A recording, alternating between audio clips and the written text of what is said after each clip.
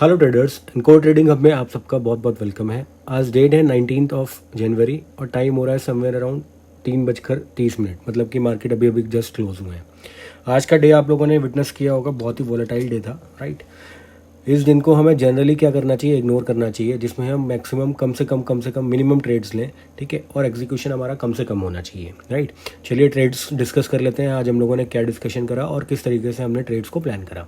Good morning traders, small gap down, flat opening, wait for a price action, ठीक है। मेरा कोई direction नहीं था, बिकॉज डायरेक्शन इसलिए नहीं था, मैं आपको बता देता हूँ क्यों डायरेक्शन मैंने प्लान नहीं करा था पहले ही। क्योंकि आप देखोगे कि नीचे एक सपोर्ट एरिया था।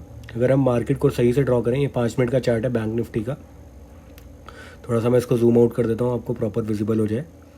अगर आप देखोगे कल हम इस एरिया के आसपास क्लोज हुए थे, ठीक है, और आज हम गैप डाउन ओपन होते हैं इतना, ठीक है। गैप डाउन ओपन होने के बाद आप देखोगे कि यहाँ पे कहीं ना कहीं हम लोग रेजिस्टेंस के इस सपोर्ट वाले एरिया के नीचे क्लोज ओपन हो रहे हैं, राइट। और यहीं से ओपन होते ही हम लोग क्या बनाते हैं, ग्रीन कलर की कैंडल बनाते हैं, राइट। फिर हम नीचे की तरफ आते हैं, ठीक है। यहाँ पे मैंने एक ट्रेड एग्जीक्यूट करा था पी साइड का, राइट, पी का ट्रेड का, क्योंकि मैंने कल शायद आपकी वीडियो अगर आप देखोगे तो आप लोग देखोगे कि मैंने कल एक डिस्कशन करा था। अगर इन लेवल्स के नीचे की तरफ हम ट्रेड करते हैं तो हम शायद नीचे की तरफ इसको प्रोसीड करता हुआ देख सकते हैं मार्केट्स को, राइट। तो ग्रीन कलर की कैंडल बनने के बाद जब ये 2 रेड कलर की कैंडल्स बनी, उसके बाद मैंने पीई का ट्रेड लिया, पीई को पुट ऑप्शन को मैंने बाय करा, ठीक है। लेकिन उसके बाद ये वाली जो कैंडल आप देख रहे हो, बहुत वोलेटाइल कैंडल जो जिसके ऊपर की तरफ विक गई है, इसने मेरा एसएल हिट कर दिया, ठीक है। और फिर उसके बाद मैंने पूरे दिन ही कोई ट्रेड लिया ही नहीं है, ठीक है। पूरे दिन सिर्फ मैंने मार्केट को ऑब्जर्व करा है, ठीक है। और मार्केट को ऑब्जर्व करने का रीज़न भी ये था कि आप देखोगे तो सिर्फ हम 100 पॉइंट्स या 150 पॉइंट्स की रेंज के अंदर ही घूम रहे हैं। अगर मैं आपको दिखाऊं कितने रेंज के अंदर आज हम लोगों ने मैक्सिमम काम करा, तो ये हमारी आज की रेंज है, जो कि 150 के आसपास रेंज है और बहुत ही ज़्यादा वोलेटाइल है, राइट। अगर आप इसको देखोगे तो यहाँ पे हम लोग कहीं ओपन हुए थे, ये रेंज हुई ना बेसिकली 180 पॉइंट्स। अगर चलो 200 भी अगर आप इसको मानो तो भी आप देखोगे कि हम लोग बहुत ही ज़्यादा छोटी रेंज के अंदर काम करा और बहुत ही वॉलेटाइल मूव्स इसके अंदर आते रहे, राइट। कोई डायरेक्शन नहीं था मार्केट के अंदर, ठीक है। और ये जनरली क्यों होता है आपको मैं थोड़ा सा बता भी देता हूँ। जैसे अगर आप सुबह सुबह उसका क्या नाम है, ऑप्शन चेन का डेटा अगर आप ऑब्जर्व करो तो आपको जहाँ पे सबसे ज़्यादा मैक्सिमम ओपन इंटरेस्ट मिले उस एरिया के आसपास आप समझ जाओ कि वहाँ पे रेजिस्टेंस है। अगर पुट साइड मिलता है तो आप समझ जाओ सपोर्ट एरिया है, और अगर कॉल साइड मिलता है सबसे ज़्यादा ओपन इंटरेस्ट तो आप समझ जाओ वो रेजिस्टेंस है, राइट। उन दोनों के बीच की रेंज अगर बहुत ज़्यादा आती है नंबर्स, जैसे सुबह क्या हो रहा था, पुट साइड में भी बहुत ज़्यादा नंबर्स थे और कॉल साइड में भी बहुत ज़्यादा नंबर्स थे, ठीक है। मतलब 50 60 लैक्स के आसपास ओआई था। तो जब इतना ओआई होता है तो आप ये समझ जाओ कि रेंज में रहने के चांसेस बहुत ज़्यादा है, ठीक है, मार्केट के।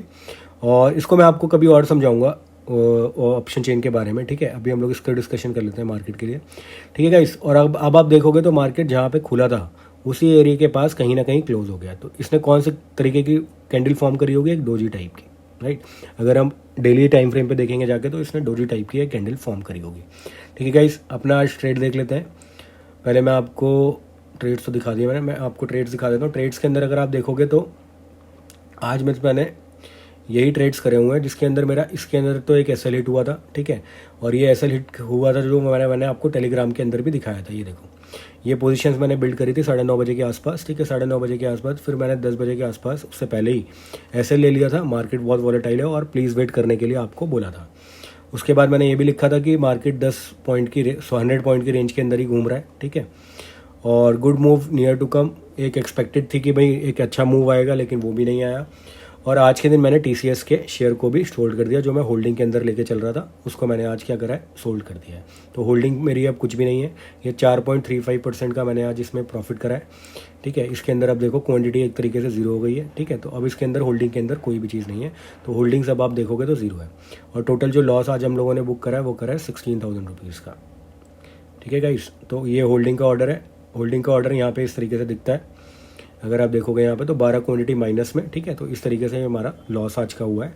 ये पी साइड का जो ट्रेड लिया था मैंने उसके अंदर मुझे लॉस बुक करना पड़ा, ठीक है गाइस। तो आज भी लॉस हुआ है, ठीक है। अच्छा हुआ हम लोगों ने मार्केट से ज़्यादा क्या नहीं करी, क्या फाइट नहीं करी। बेसिकली फाइट करने में क्या होता है, आपके ऊपर और नीचे दोनों साइड में एसएल हिट होने के चांसेस रहते हैं, ठीक है।